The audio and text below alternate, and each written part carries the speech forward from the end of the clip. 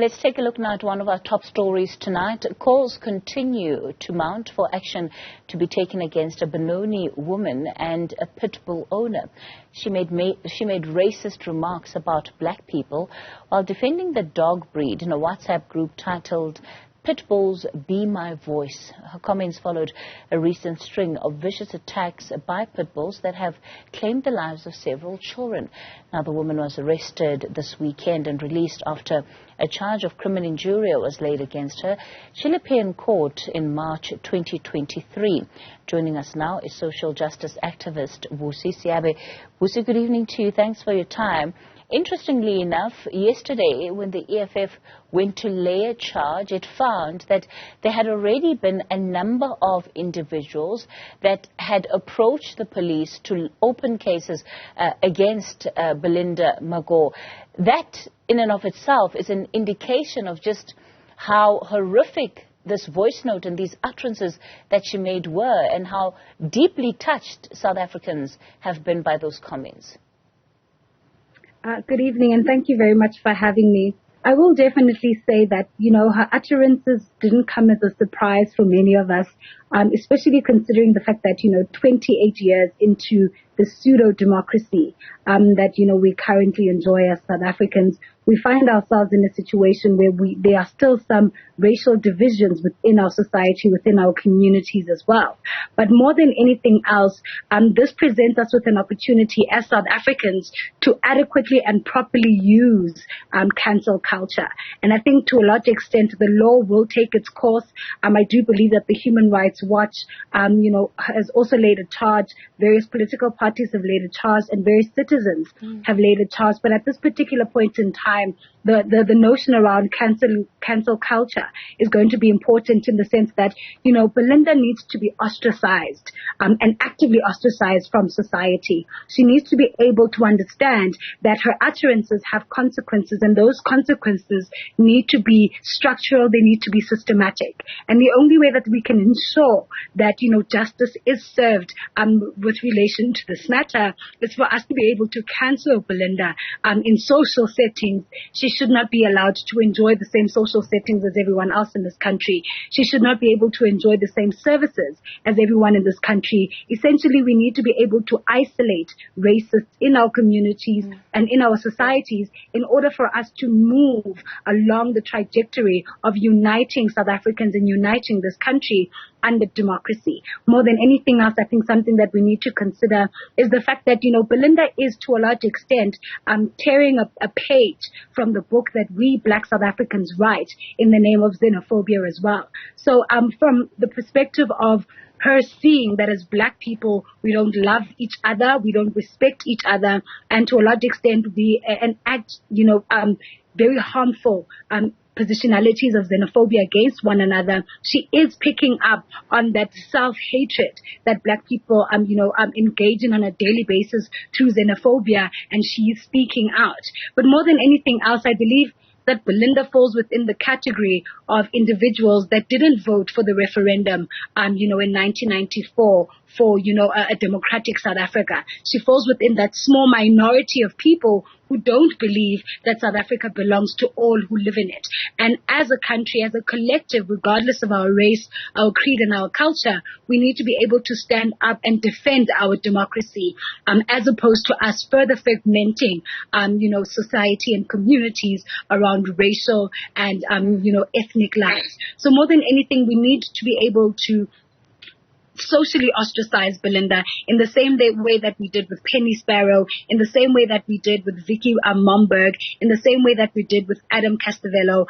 This essentially gives us an idea that the racists are coming out and being more confident in our society, and social media and social platforms are giving them the confidence to be able to hide behind the right to freedom of expression, without understanding that the freedom of expression racism comes with a responsibility. And it is our duty as South Africans to not only safeguard that responsibility, but to also safeguard our constitution as well in order to be able to create a conducive environment that everyone can live in. I definitely applaud, the EFF and all other individuals that have taken this task on personally. But we also have to ask ourselves, where's the DA? Where's the Democratic Alliance? Where is the Freedom Fund Plus? Where is AfriForum, to be able to advocate and to be able to raise awareness within their social groupings, within their political groupings as well, against racism. Because whether we like it or not, racism will continue to be an issue in our society. And the only way to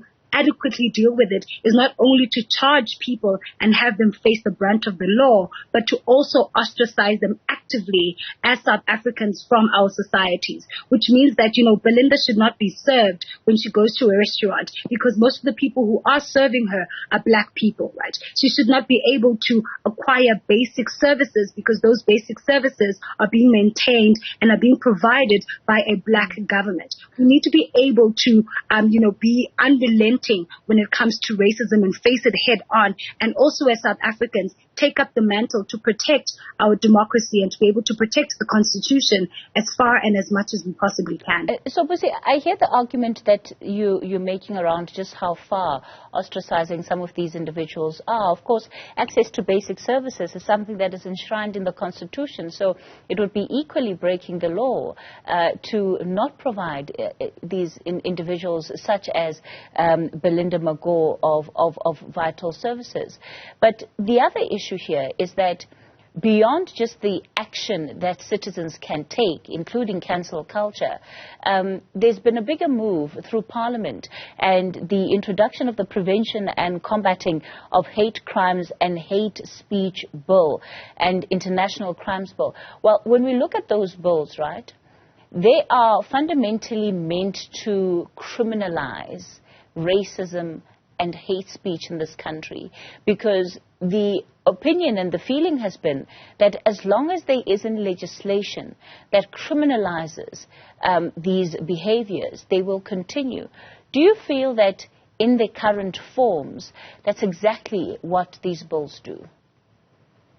In their current form, I think South Africa has a very good cultural tradition of drafting some amazing bills and some amazing legislation. Our issue has always been on the part of implementation.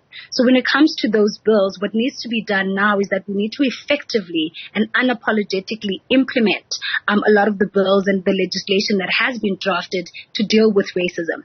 And when I particularly speak about denying her basic services, I'm not speaking about denying her water or electricity or anything of the sort. But for an example, certain industries have a right of admission, and that right of admission should be invoked and exercised around and against individuals like Belinda, who continue to fragment and continue to take the advantage of, further re-victimizing South Africans who are trying to move past, a very painful history and a very painful past. And this is something that we need to take on as South Africans. This is something that government as well needs to be relentless about, and they need to stop setting examples and providing bail for individuals that are not non-apologetic. Belinda is non-apologetic, and for her to dare and blame her utterances, her very racist utterances on diabetes is a slap in the face of everyone else who has that same condition. But we need to treat racism as a very contagious disease. Belinda has a contagious disease that unfortunately might spill over into other sectors and other younger groups of individuals in the country. We need to be able to isolate her so that you may be able to consciously understand what was wrong with her utterances, and she may be able to actively apologize in a very remorseful manner, because at the moment she's not remorseful, and neither are any of the other racists that support her. More than anything else, what she has done is she has created an environment and a safe space for racists to come out of the woodworks and express their views under the gaze of the right to freedom of expression without taking into consideration the responsibility. So at this particular point in time, the bills, the legislation, and all the other mechanisms that the law provides for the prosecution of racists in this country need to take full effect without, being lenient, without, to a large extent, us having to wait until next year in March for her to face the consequences of her actions. Because in the process of us waiting for her to face the consequences of her actions, she is indoctrinating other individuals and younger generations to be able to follow through or to be able to think in the same manner that she does. If we're going to take it from the perspective of a biblical kind of point of view, it says that you must train a child in the way that they should go and they will never depart from it. As South Africans, we need to be able to understand that Belinda will not depart from her racist utterances or her racist way of thinking. What we need to do is we need to treat her as someone who has a viral and contagious disease that could spill over into the rest of our communities and societies, and we need to isolate her as that. All right, let's leave it there for tonight. Social justice activist Busi Seabe.